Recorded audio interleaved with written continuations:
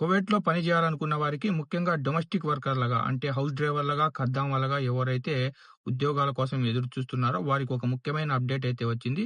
Kuwait ministry of interior ఒక కొత్త సర్క్యులర్‌ని అయితే విడుదల చేసి ఏ దేశాల నుండి డొమెస్టిక్ వర్కర్‌లను రిక్రూట్ చేసుకోవచ్చో, ఏ దేశాల నుండి రిక్రూట్ చేయకూడదో స్పష్టంగా అయితే ప్రకటించింది.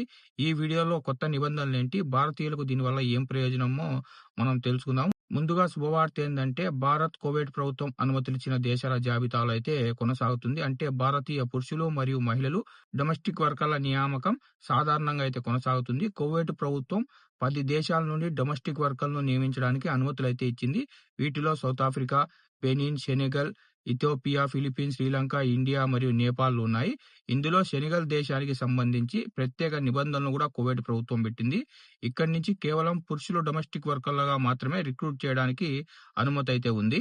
ఈ సర్క్యులర్ ప్రకారం డొమెస్టిక్ వర్కర్ల రిక్రూట్‌మెంట్ దరఖాస్తులు ఇకపై గవర్నరేట్ స్థాయి సర్వీస్ సెంటర్ల ద్వారా ప్రాసెస్ చేయబడతాయి. దీంతో ప్రక్రియ మరింత వేగంగా మరియు పారదర్శకంగా ఉండే అవకాశం ఉందని అధికారులైతే చెప్తున్నారు. అదే సమయంలో 27 దేశాల నుండి డొమెస్టిక్ వర్కర్ల నియామకంపై నిషేధం అయితే కొనసాగిస్తున్నారు.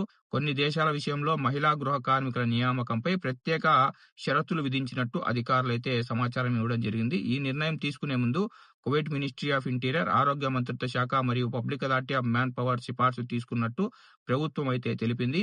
అధికారుల ప్రకారం ఈ మార్పులు కార్మిక సంక్షేమం, పరిపాలన సౌలభ్యం దృష్టిలో ఉంచుకొని అమలైతే చేశారు. ఇప్పుడు భారతీయుల విషయానికొస్తే ఇండియా అనుమతి పొందిన దేశాల జాబితాలో ఉండడం వల్ల భారతీయ డొమెస్టిక్ వర్కర్లకు కువైట్‌లో ఉద్యోగ అవకాశాలైతే కొనసాగుతున్నాయి.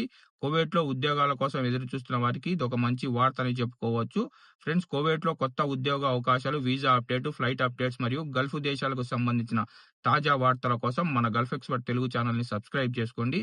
ఈ వీడియోని లైక్ చేసి మన తెలుగు వాళ్ళందరికీ షేర్ చేయండి.